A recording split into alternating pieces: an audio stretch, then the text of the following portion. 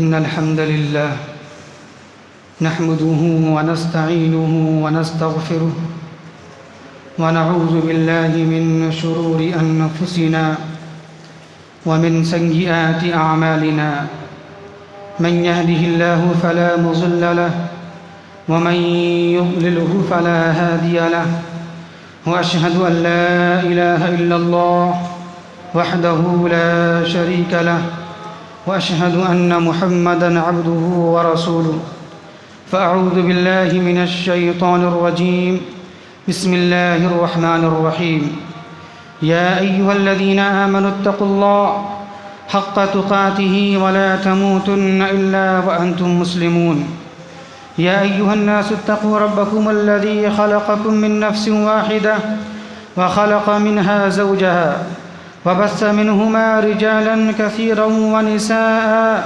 واتقوا الله الذي تساءلون به والأرحام إن الله كان عليكم رقيبا يا أيها الذين آمنوا اتقوا الله وقولوا قولا سديدا يصلح لكم أعمالكم ويغفر لكم ذنوبكم ومن يطع الله ورسوله فقد فاز فوزا عظيما أما بعد فإن أحسن الكلام كلام الله وخير الهدى هدي محمد صلى الله عليه وسلم وشر الأمور محدثاتها وكل محدثة بدعة وكل بدعة ضلالة وكل ضلالة في النار قال الله تبارك وتعالى في القرآن المجيد والفرقان الحميد فأعوذ بالله من الشيطان الرجيم بسم الله الرحمن الرحيم قل هل ننبئكم بالأخسرين أعمالا الذين ضل سعيهم في الحياة الدنيا وهم يحسبون أنهم يحسنون صنعا۔ محترم سامعین کرام و معزز حاضرین جمعہ اور خواتین اسلام، خطبہ مسنونہ کے بعد ہم نے سورۃ الکہف آیت نمبر 103 اور 4 کی تلاوت کی ہے، جس میں اللہ تبارک و تعالی بیان فرماتا ہے قل هل ننبئكم بالاخسرین اعمالا الذين ضل سعيهم في الحياة الدنيا وهم يحسبون أنهم يحسنون صنعا۔ اے نبی کریم صلی اللہ علیہ وسلم، آپ یہ لوگوں سے کہہ دیجئے، کیا میں تم لوگوں کو بتاؤں ایسے لوگ کے بارے میں کہ جو لوگ اعمال کرنے کے باوجود خسارے میں ہیں، گھاٹے میں ہیں، نقصان میں ہیں، اور یہ وہ لوگ ہیں کہ جن کی کوششیں دنیاوی زندگی میں بیکار ہو گئیں، ضائع ہو گئیں، اور وہ یہی سمجھتے رہیں کہ ہم تو بڑا نیک عمل کر رہے ہیں، اچھی عمل انجام دے رہے ہیں۔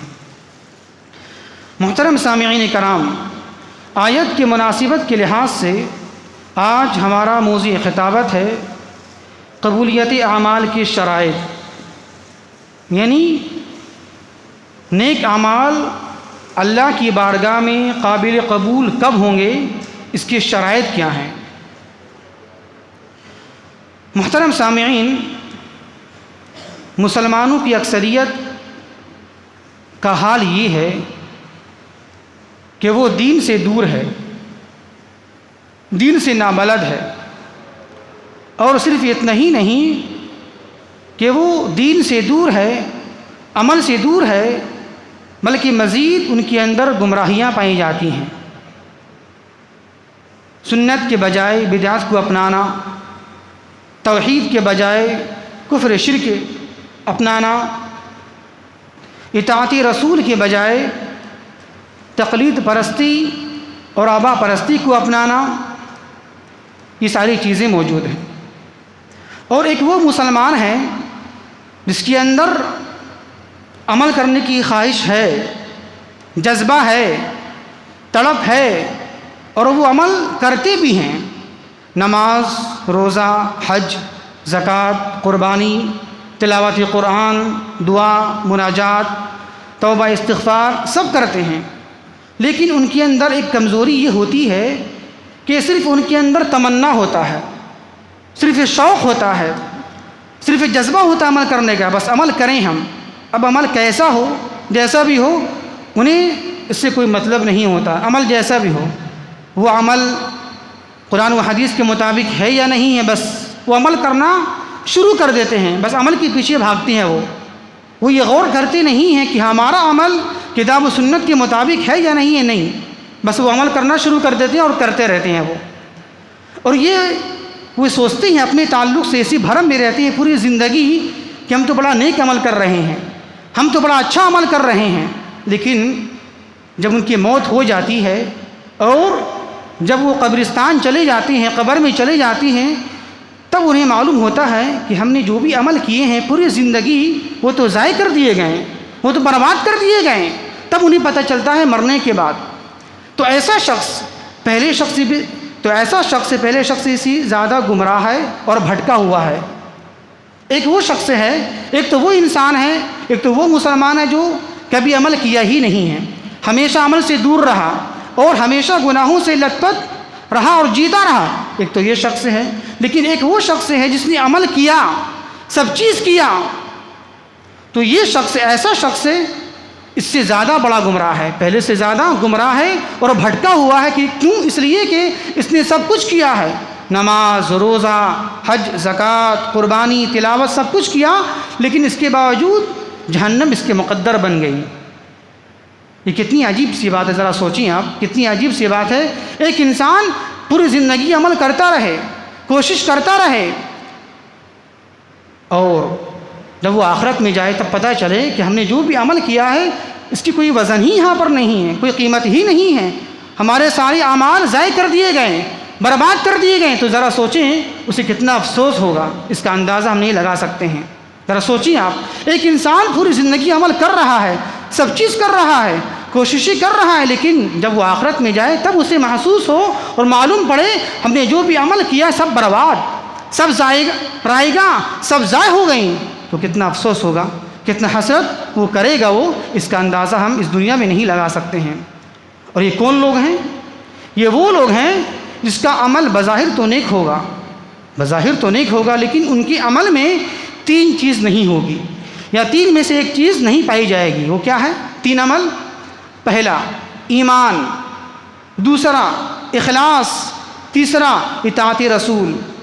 ایمان، ان کے اندر عمل تو ہوگا لیکن وہ عمل ایمان سے خالی ہوگا، کفار، مشرکین۔ دوسرا اخلاص، ان کے اندر عمل تو ہوگا لیکن وہ عمل اخلاص سے خالی ہوگا، اس میں ریاکاری ہوگی، اس میں شہرت طلبی ہوگی، اس میں دنیا کے مفادات پوشیدہ ہوں گے۔ تیسرا اطاعت رسول، ان کے اندر عمل تو ہوگا لیکن وہ عمل سنت کے خلاف ہوگا، اطاعت رسول کے منافی ہوگا، اس کے الٹا ہوگا۔ تو یہ تینوں چیزیں، 3 شرط ہیں۔ تو ایسا انسان عمل کرنے کے باوجود گھاٹے میں ہے، نقصان میں ہے، اور اسی کے تعلق سے اللہ تبارک و تعالی قرآن مجید کے اندر بیان فرماتا ہے کیا؟ قُلْ هَلْ نُنَبِّئُكُمْ بِالْأَخْسَرِينَ أَعْمَالًا الَّذِينَ ضَلَّ سَعْيُهُمْ فِي الْحَيَاةِ الدُّنْيَا وَهُمْ يَحْسَبُونَ أَنَّهُمْ يُحْسِنُونَ صُنْعًا۔ اے میرے محبوب صلی اللہ علیہ وسلم، آپ یہ کہہ دیجئے کہ اے میں دنیا والوں، کیا میں تمہیں بتاؤں ایسے لوگ کے بارے میں، ایسے اشخاص کے بارے میں کہ جو اعمال کرنے کے باوجود گھاٹے میں ہیں، عمل ہے لیکن پھر بھی گھاٹا، پھر بھی نقصان، پھر بھی ضائع برباد۔ وہ کون لوگ ہیں؟ الذین ضل سعیہم فی الحیات الدنیا، کہ وہ لوگ ہیں کہ جن کی زندگی میں کوششیں، اعمال ضائع کر دی گئیں، برباد کر دی گئیں، اور یہ سمجھتے رہیں کہ ہم تو بڑا نیک عمل کر رہے ہیں، ہم تو بڑا اچھا عمل کر رہے ہیں۔ اور یہ کون لوگ ہیں؟ آگے اللہ بیان کر رہا، اولئک الذین کفروا بآیات ربہم ولقائہ، یہ وہی لوگ ہیں کہ جن لوگوں نے اللہ کی آیات کا انکار کیا، اللہ کو نہیں مانا، اور اللہ کی ملاقات یعنی آخرت کے دن کو نہیں مانا۔ اس سے مراد کفار و مشرکین ہے، لیکن اس سے مراد صرف وہ کافر لوگ نہیں، بلکہ اس کے ضمن میں، اس کے ماتحت میں ہر وہ مسلمان بھی آ سکتے ہیں جس کا عمل بدعتی ہوگا، جس کے عمل میں اخلاص نہیں ہوگا، جس کے عمل سنت سے خالی ہوگا، وہ بھی اس میں شامل ہو سکتے ہیں۔ تو اس سے پتہ یہ چلا اگر عمل ہے لیکن اس میں اخلاص نہیں ہے، سنت نہیں ہے، ایمان نہیں ہے، تو وہ عمل کرنے کے باوجود گھاٹا ہے، نقصان ہے۔ بولو، اب یہاں پر ضرورت پڑتی ہے ایک مسلمان کو کہ وہ جانے، وہ سمجھے، وہ غور کرے کہ ایک عمل اللہ کی بارگاہ میں قابل قبول کب ہوتا ہے، مقبول کب ہوتا ہے، اس کی شرائط کیا ہیں۔ تو سن لیں کسی بھی عمل کی قبولیت کے لیے 3 شرائط ہیں، 3 شرطیں ہیں۔ پہلا ایمان، دوسرا اخلاص، تیسرا اطاعت رسول، سنت کے مطابق ہونا چاہیے۔ آئیے ذرا ان تینوں کو ہم ذرا وضاحت کے ساتھ دیکھتے ہیں، تفصیل کے ساتھ دیکھتے ہیں کیا ہے یہ۔ پہلا کیا ہے؟ پہلی شرط کیا ہے؟ عمل کی قبولیت کے لیے ایمان باللہ، اللہ پر ایمان۔ اللہ پر ایمان لانے کا مطلب کیا ہوتا ہے؟ اللہ پر ایمان لانے کا مطلب یہ ہے کہ اللہ کو ایک ماننا، اللہ کو ایک جاننا، اسی کی تنہا عبادت کرنا، اس کی عبادت میں کسی کو شریک نہیں کرنا۔ اسی طرح اللہ کے سارے اسماء میں، اللہ کے سارے صفات میں تنہا ماننا، اکیلا جاننا اللہ تبارک و تعالیٰ کو، اور اللہ کے اسماء میں، اللہ کی صفات میں کسی اور کو شریک نہیں کرنا۔ اسی طرح اللہ تبارک و تعالیٰ کے جو بھی اسماء ہیں، جو بھی صفات ہیں، اس کو اسی طریقے سے ماننا جس طرح ہم سے مطالبہ کیا گیا ہے، ہم سے کہا گیا ہے، یعنی اسے منہج سلف کی روشنی میں ماننا۔ مطلب یہ ہے کہ اللہ کی اسماء صفات کو بغیر کسی تشبیہ، بغیر کسی تمثیل، بغیر کسی تحریف کے ماننا۔ کیا مطلب؟ یعنی اللہ کے کسی بھی اسماء میں یا کسی بھی صفات کو مخلوق کی مشابہ نہیں ماننا۔ کیا مطلب ہوا؟ مطلب یہ کہنا کہ اللہ کے ہاتھ ہیں اسی طرح جس طرح میرے ہاتھ ہیں، اللہ کے قدم ہیں اس طرح جس طرح میرے قدم ہیں، اللہ اترتا ہے ہر رات جس طرح ہم لوگ اترتے ہیں اوپر سے نیچے۔ تو ایسا مشابہ ماننا کہ جس طرح ہماری آنکھیں ہیں، ہمارے ہاتھ ہیں، اسی طرح اللہ کے ہیں، یہ کیا ہے؟ تشبیہ ہو گیا۔ تو ایسا نہیں ماننا، بلکہ یوں کہنا اور یہ ماننا کہ اللہ کے ہاتھ ہیں، اللہ کے قدم ہیں، اللہ اترتا ہے جس طرح اس کی شان کے لائق ہے، یہ ماننا۔ اسی طرح بلا تمثیل ماننا، اللہ کے اسماء کو، اللہ کی صفات کو بلا تمثیل ماننا، اس کی مثال پیش نہیں کرنا، مثال پیش نہیں کرنا چاہیے اللہ تبارک و تعالیٰ کی۔ اسی طرح تیسرا قاعدہ کیا ہے کہ اللہ کے کسی بھی اسماء میں یا صفات کو تحریف نہیں کرنا، تبدیل نہیں کرنا، یعنی اس کے معنی کو چینج نہیں کرنا، اپنی طرف سے معنی پہنا دینا، بلکہ وہی معنی ماننا جو سلف نے بیان کیا ہے، جو اسلاف امت نے بیان کیا ہے، وہی معنی مفہوم لینا اسماء اور صفات کے تعلق سے۔ جیسے مثال کے طور پر قرآن کے اندر اللہ تبارک و تعالیٰ اپنے بارے میں بیان فرماتا ہے کیا؟ الرحمن علی العرش استویٰ، کہ رحمان اللہ کی ذات عرش پر مستوی ہے۔ اب اس کا معنی یہ تبدیل کر دینا، یہ اس کو معنی پہنا دینا کہ اللہ ہر جگہ ہے یا اللہ لا مکان ہے، کوئی اللہ کا مکان نہیں ہے، اس کی بولتے ہیں تحریف، اس میں تبدیل کر دیا آپ نے۔ اللہ نے کہا کہ اپنے بارے میں اللہ عرش پر مستوی ہے، اور اپنے کیا اس کو بدل دیا، اپنے معنی پہنا دیا اللہ ہر جگہ ہے یا اللہ لا مکان ہے، تو یہ تحریف ہے۔ اسی طرح قرآن کے اندر موجود ہے ید اللہ، اللہ کا ہاتھ ہے، تو اب یہ اس کو معنی پہنا دینا اپنی جانب سے کہ اللہ کے ہاتھ سے مراد اللہ کی طاقت، اللہ کی قدرت، یہ تحریف ہے، یہ تبدیل ہے۔ تو اس سے پتہ ہی چلا اللہ کے سارے اسماء صفات کس طرح ماننا ہے، بغیر تشبیہ کے، بغیر تمثیل کے، بغیر تحریف کے ماننا ہے۔ تو یہ ہے اللہ پر ایمان لانے کا مطلب۔ اگر ہم اس میں سے کسی ایک میں بھی نقص سے پیدا کر دیں گے، خلل واقع ہو جائے گا کسی ایک میں بھی، تو ہمارا ایمان باللہ صحیح نہیں کہلائے گا اور وہ شرک میں چلا جائے گا۔ خلاصہ یہ ہوا ایمان باللہ کا مطلب یہ ہے کہ اللہ کو ایک ماننا۔ کس طرح؟ 4 طریقے سے۔ کیسے ماننا اللہ کو؟ آپ نے سنا ہوگا عام مسلمانوں سے، ہم تو اللہ کو ماننے والے ہیں ہی، ختم ہو گیا بس، توحید تو میری پکی ہے نا، اب کیا چاہیے، اللہ کو تو مان لیا ہم نے، اللہ کو مانا ہے بس ختم ہو گیا، اب کیا؟ کچھ لوگ ایسے بھی مسلمان ہیں، ہم تو اللہ کو مان لیا، نبی کو مان لیا، بس پکے مسلمان نہیں۔ اللہ پر ایمان لانے کی وضاحت اور ہے اللہ کو آپ نے کس طرح مانا ہے، کیسے مانا ہے، تو اس کی صورتیں 4 ہیں، اس کی شکلیں 4 ہیں۔ کیا؟ اللہ کو ایک ماننا کس طرح؟ اس کی ذات میں اللہ ایک ہے۔ اسی طرح اللہ کو ایک ماننا اس کی عبادات میں، عبادات دعا، نماز، قربانی، نذر و نیاز، استغاثہ، رکوع، سجود، قیام، طواف، اس میں یہ عبادات ہیں، اللہ کو اس میں ایک ماننا، اس میں شریک نہیں کرنا، یہ 2 ہیں۔ تیسرا کیا ہے؟ اللہ کو ایک ماننا اس کی اسماء میں، جو اللہ کے نام ہیں، نیم سے ہیں، اسماء ہیں، نام ہیں، رزاق، لطیف، خبیر، سمیع، بصیر، اس میں اللہ کو ایک ماننا، اس میں شریک نہیں کرنا کسی انسان کو، کسی مخلوق کو۔ اسی طرح اللہ کے سارے صفات میں اللہ کو ایک ماننا، اللہ کی صفات سے انسان کی صفت سے ملانا نہیں، یہ مطلب اللہ کو ایک ماننے کا، یہ مکمل وضاحت اس میں ہونی چاہیے۔ تو خلاصہ یہ نکلا اللہ کو ایک مانا جائے اس کی ذات میں، اس کی عبادات میں، اس کی اسماء میں، اس کی صفات میں، یہ ہے ایمان باللہ کا مطلب۔ اور جو شخص اس کا انکار کرے گا، اس کو نہیں مانے گا، یا جو شخص بھی اللہ کی ذات، اللہ کی عبادات، اللہ کی اسماء، اللہ کی صفات میں کسی اور کو شریک مانے گا، اسے کفار، مشرکین کہا جائے گا، اور اس کا عمل قابل قبول کبھی بھی نہیں ہو سکتا ہے۔ اللہ تبارک و تعالیٰ قرآن کے اندر سورہ آل عمران کے اندر بیان فرماتا ہے کیا؟ ان الذین کفروا وماتوا وهم کفار فلن يقبل من احدهم ملء الارض ذهبا ولو افتدى به اولئک لهم عذاب الیم وما لهم من ناصرین، کہ جو لوگ کفر کرتے رہیں، کفر میں جیتے رہیں، انکار کرتے رہیں، نہیں مانا اللہ تبارک و تعالیٰ کو، اسی پر وہ مر گئے، ان کا انتقال ہو گیا، ان کی موت ہو گئی۔ اگر وہ چاہیں گے مرنے کے بعد قیامت میں، آخرت میں، کہ زمین بھر سونا بھی دے دیں اللہ کو فدیے میں، اور اپنے آپ کو بچانا چاہیں جہنم سے، تو بچ نہیں پائیں گے وہ، اور اس کا عمل قبول نہیں کیا جائے گا۔ اسی طرح اللہ تبارک و تعالیٰ قرآن کے اندر بیان فرماتا ہے کیا؟ وَمَن يَبْتَغِي غَيْرَ الْإِسْلَامِ دِينًا فَلَن يُقْبَلَ مِنْهُ وَهُوَ فِي الْآخِرَةِ مِنَ الْخَاسِرِينَ، کہ جو شخص اسلام کے علاوہ کوئی اور دین قبول کرے گا تو وہ دین، وہ مذہب ہرگز قبول نہیں کیا جائے گا، اور ایسا انسان، ایسا شخص خسارہ اٹھانے والے میں سے ہو جائے گا۔ اسی طرح اللہ تبارک و تعالیٰ سورہ غاشیہ کے اندر کیا بیان فرماتا ہے؟ سورہ غاشیہ کی شروعات کی آیت کریمہ کی تلاوت کریں آپ، کیا؟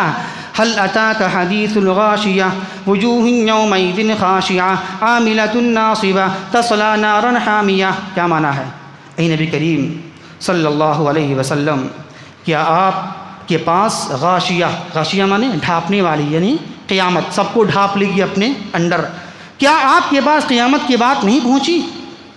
وجوہ یومئذ خاشعہ، اس دن کچھ چہرے جھکے ہوں گے، ندامت سے جھکے ہوں گے، شرمندہ ہوں گے وہ، اور عاملۃ ناصبہ، کچھ لوگ ایسے ہوں گے جو عمل کر کے تھکے مانے ہوں گے، عمل ہے لیکن تھکے مانے ہوں گے۔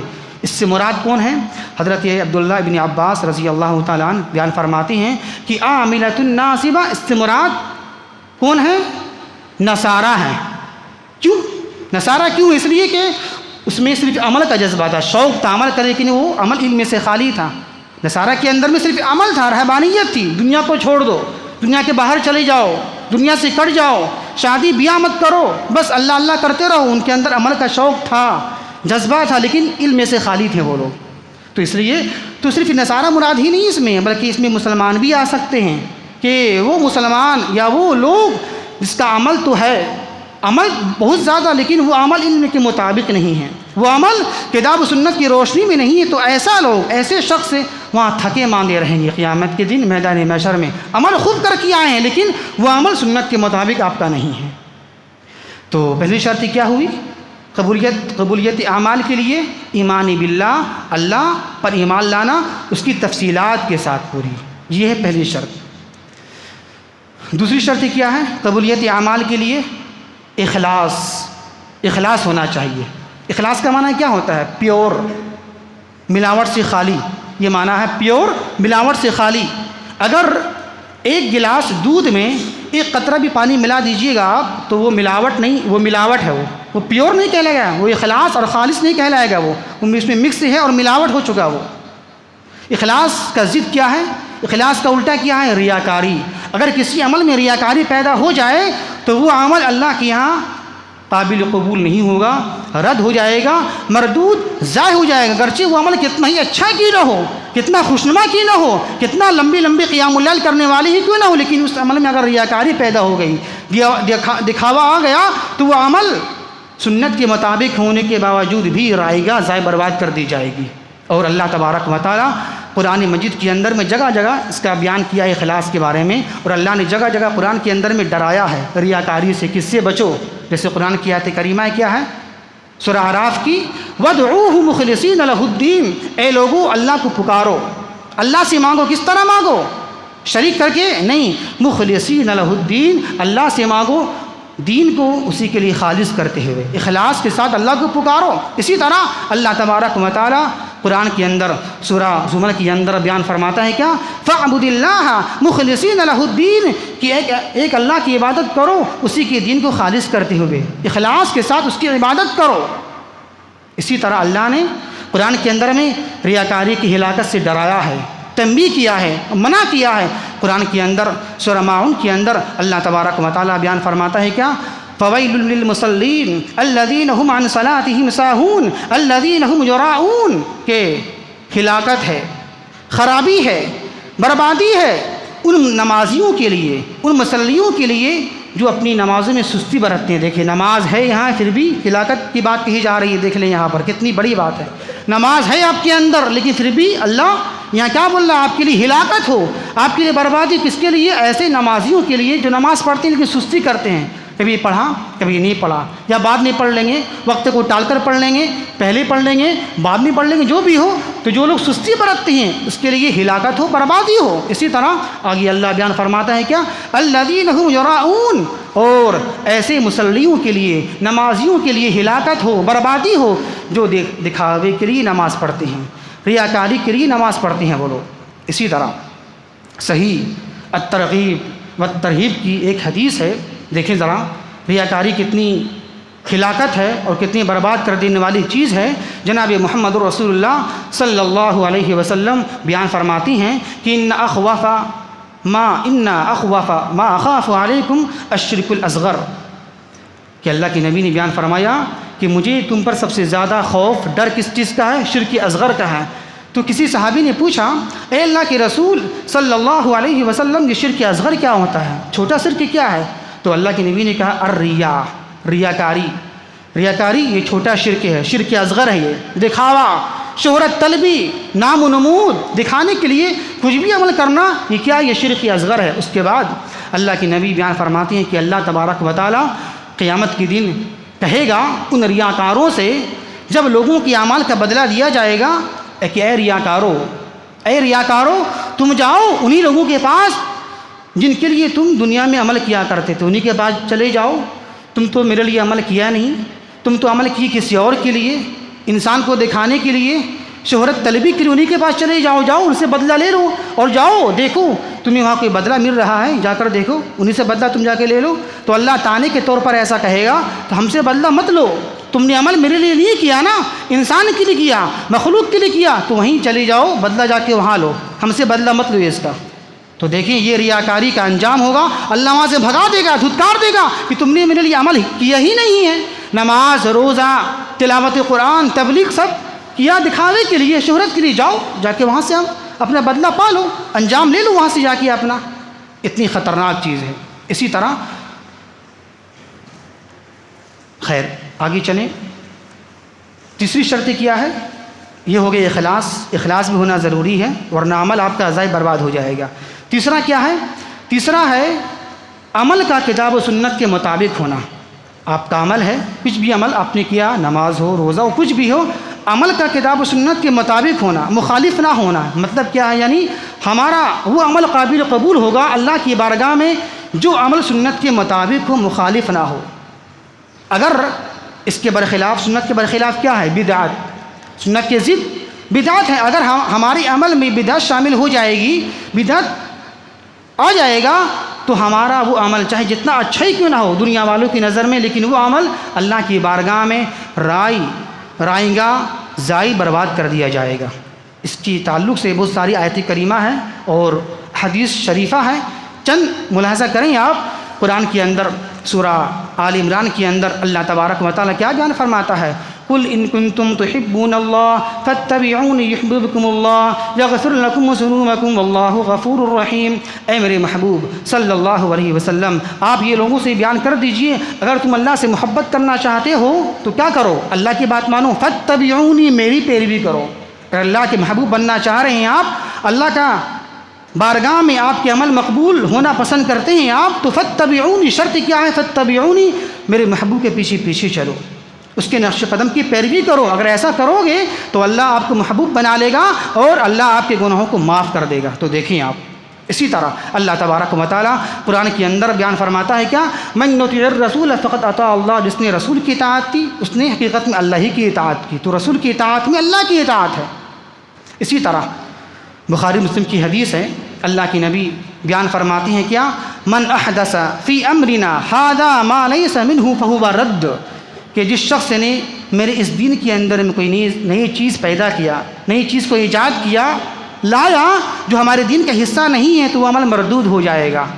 کوئی بھی ایسا عمل ہو جو اللہ کے نبی سے ثابت نہیں ہے، دین میں ثابت نہیں ہے، چاہے وہ عدد ہو، چاہے وہ کیفیات کے لحاظ سے ہو، جو عمل جو کیفیات ثابت نہیں ہے شریعت میں، اگر وہ لائیں گے اپنی طرف سے، وہ عمل ضائع برباد ہو جائے گا۔ اسی طرح مسلم کی حدیث ہے، جناب محمد رسول اللہ صلی اللہ علیہ وسلم بیان فرماتی ہیں کیا، من عمل عملا لیس علیہ امرنا فہو رد، جس نے کوئی ایسا عمل کیا جس پر ہمارا مہر نہیں ہے، ٹھپا نہیں ہے، تصدیق نہیں ہے، وہ عمل رد ہو جائے گا، برباد ہو جائے گا۔ جس پر ہم نے کچھ کہا نہیں ہے، وہ عمل رائیں برباد ہو جائے گا۔ لاسٹ حدیث سن لیا آپ، آخری حدیث، جس سے بات واضح ہو جائے گی کہ دیکھیں آپ، عمل میں بھی رکاؤ ہے، ٹھہراؤ ایسا نہیں جو بھی عمل کرتے رہیں ہم، نیک عمل تو ہے نا، نماز تو ہے، بس نماز پڑھتے رہو، جتنی بھی رکعت پڑھیں ہم، نہیں، اس میں بھی حد ہونی چاہیے، عمل کے اندر بھی حد ہے، ایسا نہیں ہے شوق میں جو بھی کرنا چاہے کرتے رہیں آپ، عمل کے اندر بھی حد ہے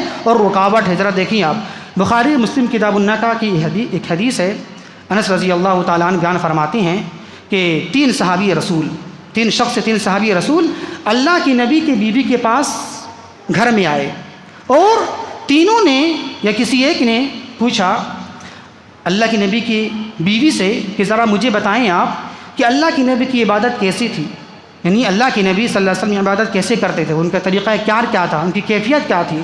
تو ان کی بیوی نے بیان کیا کہ اللہ کے نبی کی کیفیت عبادت میں ایسی ایسی تھی، تو انہوں نے بڑا ہلکا لیا، بڑا کم سمجھا، کہاں اللہ کے نبی اور کہاں میں، وہ تو بخشے بخشائے، وہ تو اللہ کے نبی ہیں، وہ تو افضل ہیں، وہ تو اعلیٰ ہیں، اور ہم کہاں، ایک اپنا سا ایک مسلمان صحابی نے یہ سمجھا اپنے آپ کو کہ کہاں اللہ کے نبی کہاں ہم، وہ تو بڑے بخشے بخشائی ہیں، ان کے اگلے پچھلے سارے گناہ معاف کر دیے گئے اللہ کے نبی کے، لیکن ہم تو ایک عام سے مسلمان ہیں، ہم تو عمل زیادہ کریں گے، ہم عمل زیادہ کریں گے ہم۔ تو تین میں سے ایک نے کہا، تین میں سے ایک صحابی رسول نے کہا میں کبھی رات میں سوؤں گا نہیں، ہمیشہ رات میں نماز ہی پڑھتا رہوں گا، کبھی سوؤں گا نہیں، یعنی ہر رات، ہمیشہ ہر رات میں قیام اللیل ہی کروں گا، پہلے نے کہا۔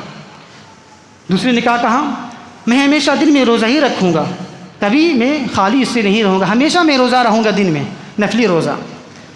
تیسرے نے کہا میں ہمیشہ عورتوں سے الگ رہوں گا، جدا رہوں گا، کبھی اس سے ملوں گا نہیں، شادی بیاہ نہیں کروں گا۔ دیکھیں تینوں کے عمل میں کتنی اخلاص ہے، ذرا سوچیں آپ، یہ عمل اچھا ہے کہ نہیں ہے؟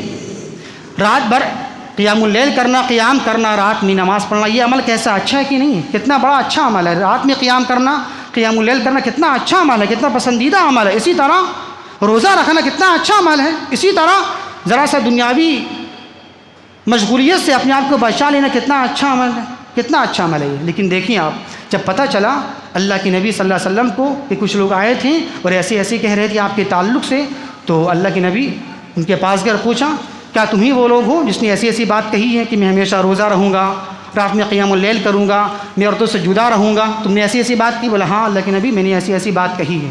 اس کے بعد اللہ کے نبی نے تنبیہ کے طور پر ڈرایا ہے، وارننگ دیا۔ کیا وارننگ دیا؟ سن لو، واللہ، اور اللہ کی قسم کھا کے اللہ کے نبی نے جملہ کہا، اللہ کی قسم، واللہ انی لاخشاکم للہ واتقاکم لہ، سن لو اللہ کی قسم، میں تم سے زیادہ اللہ سے ڈرنے والا ہوں، تم سب سے زیادہ میں اللہ کا خوف رکھنے والا ہوں، ڈرنے والا ہوں، متقی ہوں، پرہیزگار ہوں۔ لیکن سن لو لیکنی اصوم و افطر، میں روزہ رکھتا بھی ہوں، روزہ چھوڑتا بھی ہوں، میں کبھی روزہ رکھتا ہوں، روزہ چھوڑتا بھی ہوں، وأصلی وأرقد، میں نماز پڑھتا بھی ہوں، کبھی نماز نہیں بھی پڑھتا ہوں، رات میں قیام اللیل، کبھی سوتا بھی ہوں، کبھی نماز پڑھتا بھی ہوں، دونوں کرتا ہوں میں۔ اور سن لو وأتزوج النساء، میں عورتوں سے شادی بھی کر رکھا ہوں، نکاح بھی کر رکھا ہوں۔ اب سن لو فمن رغب عن سنتی فلیس منی، پس جو شخص میری اس سنت سے، میرے طریقے سے اعراض کرے گا، مجھ میں سے نہیں ہے، وہ ہمارے دین میں سے نہیں ہے وہ۔